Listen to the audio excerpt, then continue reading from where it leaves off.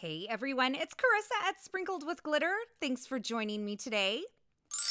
Today I am making a simple stamped card. There's no die cutting, no special tools that I'm using, and I'm using an oldie but goodie technique called the rock and roll technique. And I am going to be using some of the brand new scrapbook.com exclusive stamp sets. The star of the show is going to be this mid-century floral stamp set, which I think is so much fun. And those circles that are in there, you could use those for so many different things. Balloons, flowers, bubbles, you name it. They're so versatile. Now, there's also a bunch of sentiment stamp sets that were released as well this month. And one of those is the Happy Little Sentiments. I'll be using that on today's card. I think these simple little sentiments are so easy to add to cards. And there's some other ones that are perfect for weddings and babies and get well. And then there's a fun one with some sassy little sentiments for your friends.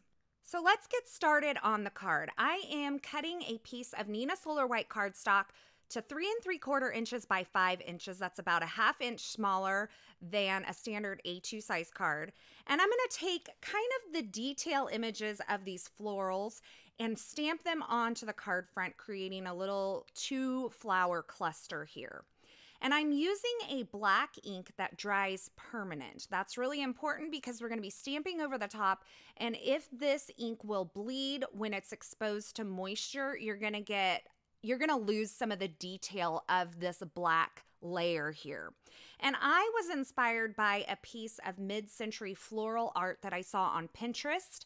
And I'm going to be using similar colors. I'll be sure to link that over at my blog as well as in the YouTube description if you're interested in seeing my kind of jumping off point.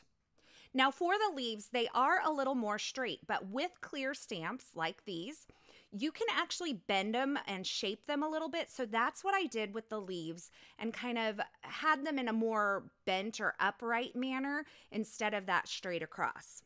So now I have the solid layers of these stamps, and I'm going to do the rock and roll technique. So I have 2 colors of pink ink here from scrapbook.com. This is their hybrid ink. And I have the pink 3 and the pink 4. And they have really cool names, but I can't remember what they are. And I'm inking the entire stamp up with the lighter color ink. And then I'm taking that stamp and kind of rolling the edges into the dark ink. And I don't know if you can see it there, but you get like a darker shading around the edge. And this is perfect for solid image stamps like these. And I'm just going to stamp it kind of offset right over that patterned layer there. And I'm going to do the same thing with the circular image for this other flower. I have that solid circle. I'm going to ink it up in a yellow ink, and then I'm going to take 1 shade darker and I'm going to roll the edges of this stamp around on that darker ink pad. And so this is called the rock and roll technique. It's been around forever, but it's a great way to add a little depth and dimension to solid stamps. So you can see I have those florals stamped there. I'm now going to take the solid image from the leaves and I'm going to stamp that kind of offset over the pattern portion.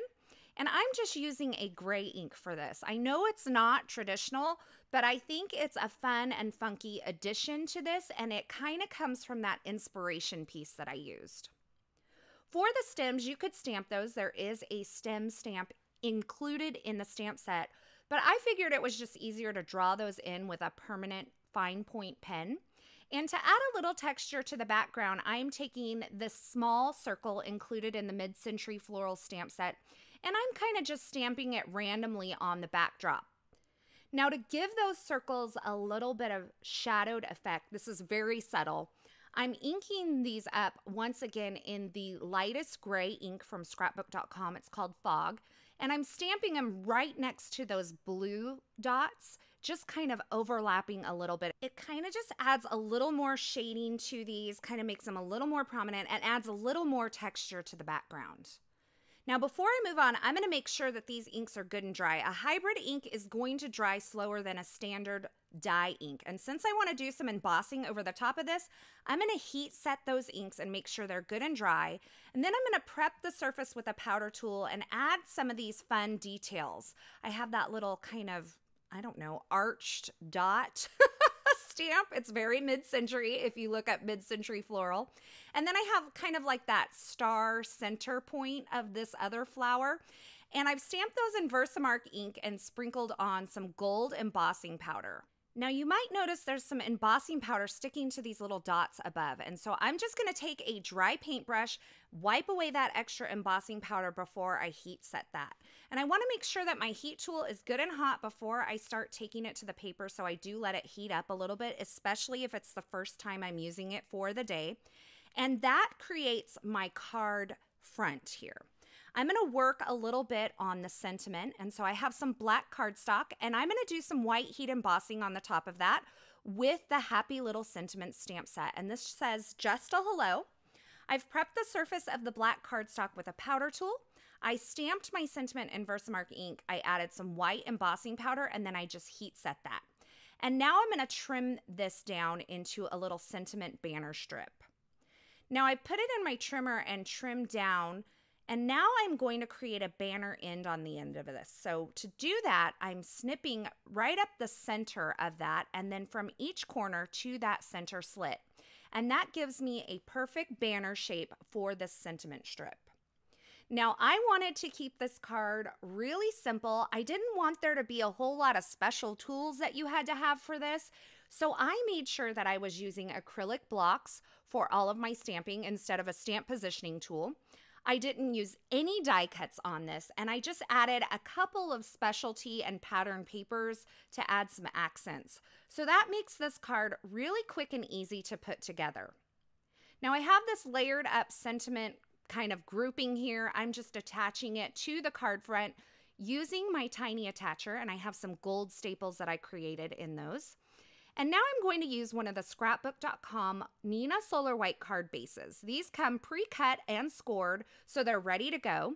They're an A2 size card, and what I'm showing you here is that on these scorings, there is an indented part and kind of a mountain. So there's like a mountain and a valley. When you fold these, you want that mountain portion to be on the inside of your card. So the valley portion is the outer part of the fold. And you'll just fold over on those score lines, and you can reinforce that with a bone folder to make a really nice crease. And then I'm just going to add a few finishing touches to kind of dress up the card a little bit. So I added a little bit of natural twine across the top. I'm going to add some pattern paper. This is from Fancy Pants. It's from their Yellow Door 6x6 pattern paper pad. And I'm just adhering that with some tape runner adhesive. And then I'm going to add my card front onto the card base using some foam adhesive to add a little bit of dimension.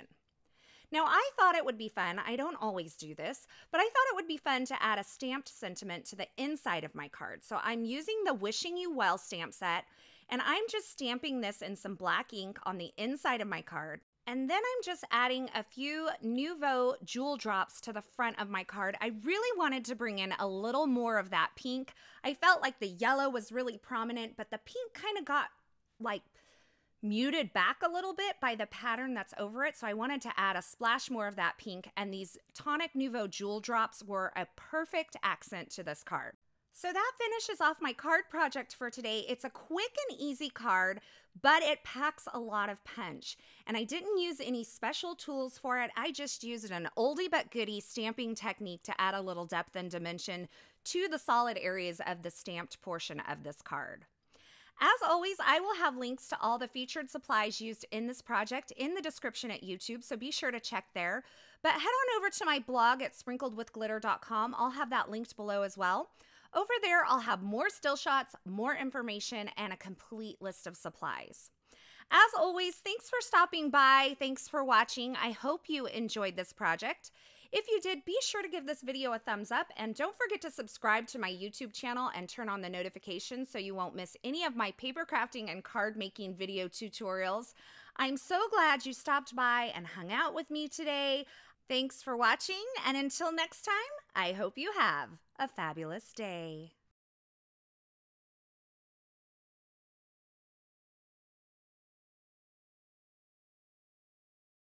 Hey, thanks for sticking around to the very end. You know, if you've made it this far, you are one of my favorites. If you want to subscribe to my channel, go ahead and click the button on the left side of the screen. And here's a couple more video tutorials I thought you might enjoy.